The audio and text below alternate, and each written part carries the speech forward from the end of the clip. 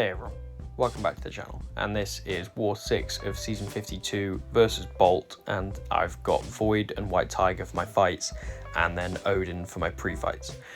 Starting off on Path 8 here in Section 1 with this Dragon Man, and there aren't really many nodes to worry about here. If I knock him down, he can crit through my block, but, you know, mainly I'm just going to be worrying about getting tactic up properly and dealing with a big Dragon Man. So I'm going to be punishing specials when I can in order to pause the charge gain. Looking back, I probably should try not to dex so much. A little bit later on I do dex a little bit more, but you just see how much Mystic Dispersion he gets, and it makes him throw a few more specials than normal, so there, maybe shouldn't have dexed. We don't get good procs with Resonate or Petrify, so we're dealing with a Dragon Man in the corner, and I'm in a little bit of not trouble. I can cope, but you know, I'd rather not have to take this full SP2 on block and then be in the corner. So you know what I mean. I just want to try and deal with this as safely as possible. But you know, the fight's under control now. I've got the heal block up. He's ticking down, and I can just kind of let him tick out here. I'm waiting for him to dash in at me so I can step back into my relic. He doesn't, so I just throw it into the air because I know that during that time he's gonna KO anyway. So yeah, not a bad start to the war. And moving on, got this Nick Fury. So this node, I need to watch out for my parries failing. Based on how many buffs the opponent has, it reduces the ability accuracy of my parry. So I need to watch out for that. The other thing is kind of just watch his charge gain. It's a Nick. So I'm going to be sort of block baiting heavies as we're going up here, and my plan, because I've got Mystic Powerbacks and White Tiger hits very hard, I'm only going to need to go for one special one here, and then I can work my way up to an SP2 and throw that to take him into second life. If you time it right, you can get it so that the second to last hit of the special 2 KOs, and then the bleed afterwards will cancel out the second life. It's tough to time, and I'm not doing this on purpose, but luckily it does line up that way, so we cancel out the second life, and then Nick, annoyed, throws his special one into my block. Like I said, that's not a 100% of the time thing that you can do. It's nice to time when it works, but often you'll just kind of drop that second special 2 and then take down the second life, but it worked out well there. Moving on, Section 2, we've got Path 9, and Void is neither bleed nor shock immune, so we're going to be bringing the Odin for that. I've got two different strats for each opponent here. It kind of depends on the node, but mainly because I'm Incinerate immune, it means I can parry Wiccan free, so I just have pretty much a permanent debuff healing myself. And because I'm resistant to the shocks, and because I have lots of debuffs on Wiccan and his attack isn't too much, I'm literally just going to be ignoring the bleed phase. I'm not looking at what hazard shift debuff is up at whichever time. I'm just hitting Wiccan, punishing his specials, throwing my special one, and you just see how little damage that bleed does. Like, I'm almost net positive without the neutralize, and then with the neutralize I'm healing for, you know, 150, 200 health. It's really not that bad, and I don't get many bleed procs, but even when they do proc, like, I'd need 4 or 5 to even feel the damage that they were doing. So Void deals with this very, very well. And I'm just going to let him kind of tick out, punish that last special one, and we KO. Next up is Magneto. So a little bit of a different strat here. I'm not going to be hitting so much in the bleed phase because we don't have that neutralized debuff and we don't have class advantage, so I'm not sure how much those bleeds are going to be doing. It's also a bit harder to get openings in this fight. One I open means that I can't parry as often. I do it a couple times just to get openings, and I think I do it accidentally later on in the fight, but yeah, that was an accidental one. When I do, I'm going to be trying to use a light attack in case I do crit with a medium, and that'll be even more damage. So yeah, I'm just kind of going to be trying to hit into block during the bleed phase. I'm very much prepared to be in the corner in this fight. I know that I can deal with Magneto's one hit heavy. He's not really playing into me so much here, and I didn't take my opportunity for an opening there. I just wanted to step back into my L1 and then he didn't dash into me. Now the power gain's up, but we have heal block, so we're fine, and I'm just going to retreat to my corner.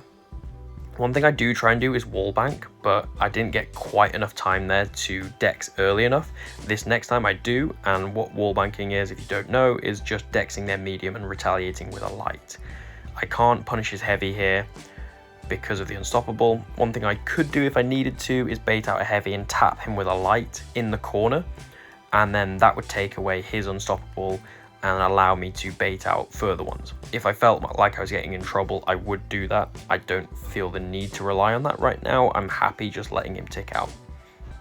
But yeah, that's another tool I have. And one more is stepping back into relics, which is a nice way to get an opening.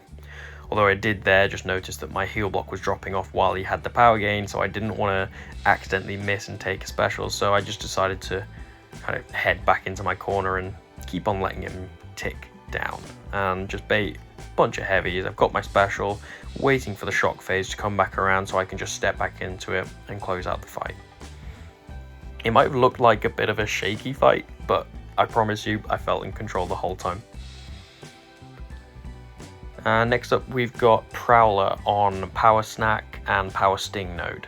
So with Void and with the tactic, it's made a lot simpler. The heal block will reverse power, my petrifies will reverse power, but the heal block will also allow me to punish Prowler's specials. So you'll see me, whenever I have a heal block up and he's thrown a special, I'm just going to punish it. Without the tactic, that wouldn't be possible. So just bear that in mind, but this season it's made a little bit easier. Get a little bit of a big proc of the 2 power stings there, which is a bit annoying, but we've got heal block up now, so we're all safe. So we can punish that absolutely fine. I'm going to be stepping back into intercepts whenever I can, just to avoid having to reparry or bait heavies, and he seems to be playing into them. Don't have the heal block up there, so we don't punish, but stepping back into a special one there to apply another heal block, and we've got Petrify up now, so we can start reversing his power gain. One thing against Prowler is you want to be throwing your specials pretty much as soon as you get that bar of power. He drains the remainder that you have over that next bar, and that means that he starts ramping himself, he'll get more furies, and then if he were awakened, he could get an unblockable special, and if that were an unblockable special too, that might hurt. So I'm just going to be trying to avoid ramping him whatsoever, but it also means, like, if I go to 1.5 bars and then throw that, then I've just wasted half a bar, and that could have been closer to another special and closer to another debuff. But we just let him tick out there again, and Void handled that very, very safely. Next up, we have White Tiger versus Serpent, and you're going to see me double check my boosts so that I don't make the same mistake that I did last war. I forgot my Mystic power backs, so I very much make sure that they're active, and I've got an invul just to kind of hope that he, well, I'm hoping I don't need it, but if he does throw an SB3, then that will save me a lot of health. So I don't play this fight exactly the strategy I want. I'm not sure why, I just get like a bit of a mental block on it, but I start off with a heavy, and I'm supposed to start off by nullifying that power gain, and then we don't nullify the power gain until it's pretty much gone anyway. So I want to nullify the power gain straight away in order to prevent him gaining more power, give myself a boost, but also it means that one I open won't hurt me if I start off by parrying and then mediuming and then nullifying and then parrying heavy to take the protection away and refresh my read pre-fights. Second thing I should have done is I shouldn't have gone straight L2 here. I should have thrown one more L1 off. That would have got me up to 5 Furies and the Power Steal during my next L2. Here we do get a Power Steal, Big Fury L2, just baiting out this heavy so that I can dash back and go back in with my crit.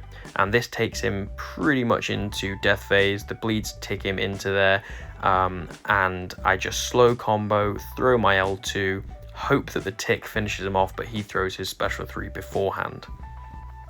One thing as well that I shouldn't have done is I used my striker pretty early in this fight, meaning that I didn't have it for death immunity, which is why we're eating this L3. It's safe because I have my invuln, but it could have been less safe if things hadn't lined up. So I should have saved my relic a bit later.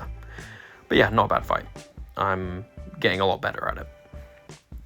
Moving on to this werewolf on hazard shift shock Incin, we have an Odin pre-fight, obviously, so I'm immune to incinerate, resistant to shock. I'm not anything to rupture. So what I'm going to be doing here, and you'll see this, is a really good way to deal with Wolf, is I'm going to be dashing back and sidestepping his medium.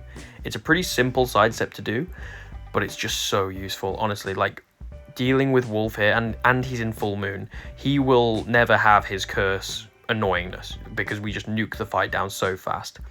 But if I have a rupture on me, then that means whenever he crosses a bar of power or he howls, he'll gain extra charges for his curse. But notice whenever he howls or crosses the bar of power, he'll only gain 1, and that means that we can just keep his curse in check. He's down even though he started with 3 before he even gets close. I take that one last parry because I know that this combo is going to finish or close to it. And yeah, 43 seconds I think this was for a Void fight, equal ranks. Void is not bad. And yeah, this is Void's final fight of the war now. I'm going to be taking this Mangog that I've taken a couple times already. Got Reed pre-fights, that makes it safe. It means we can get an early heal block and an early tactic, and then start reversing or controlling his power gain, because we can't reverse it, but just controlling it a little bit more. So I'm not going to be starting off with 5-hit combos. I don't want to ramp his hatred, but I am going to chuck in a couple heavies here and there. I'm going to try and bait out his L1s without dexing. Void's shallow dex really helps with that. But I'm going to be punishing again to pause these charges for the tactic. And yeah, off to a pretty good start. Got a Petrify, which helps as well. And then here, I mismanaged my Reed pre-fights a little bit. I should have gone for a heavy, if possible. But he's 1 special away from going into his unstoppable, so I let them fall off because I'd rather keep my L1 in order to get rid of the unstoppable. I don't want to be stuck without it and then lose the reads anyway. It was a calculated risk at the time. I think in retrospect I would have had time, definitely to heavy, but I think I would have had time to go for an L1 anyway and get back to another L1 in order to refresh my reads. It was a learning process. I think I even used that in a later fight this season against this Mangog, so definitely a learning experience. Like, it's a small thing, but I do want those reads. They're more damage, they're more control, and this is a fight that could spiral at any moment if he starts being stubborn with the special 1. If I lose my invuln, you know, there's a lot of ways for this fight to go wrong, but it's going pretty good this time. And we go for the relic, go for a 5-hit, even though it would give him hatred. I can just finish out the fight. And yeah, very safe one. And this was a fun war. I'm really enjoying Void, really enjoying White Tiger, hoping to use those as much as possible. But that'll do it for this one. Thanks very much for watching, and I'll catch you next time. Cheers.